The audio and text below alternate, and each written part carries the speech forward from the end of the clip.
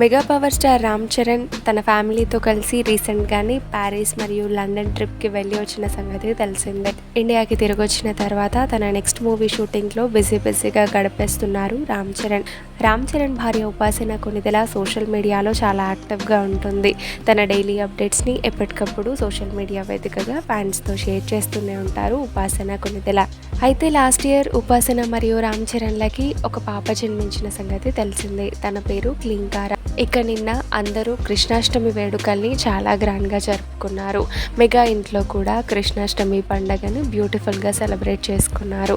క్లీంకార పాపతో చిట్టి అడుగులు వేయించి పూజ చేశారు. ఆ బెస్ట్ మూమెంట్స్ని ఉపాసన షేర్ చేసుకున్నారు. వాటిని మీరు ఇప్పుడు ఈ వీడియోలో చూడొచ్చు. ఈ వీడియో మీకు నచ్చితే లైక్ చేసి మరిన్ని లేటెస్ట్ అప్డేట్స్ కోసం మా ఛానల్ని సబ్స్క్రైబ్ చేసి పక్కనే ఉన్న బెల్ ఐకాన్ని క్లిక్ చేయండి.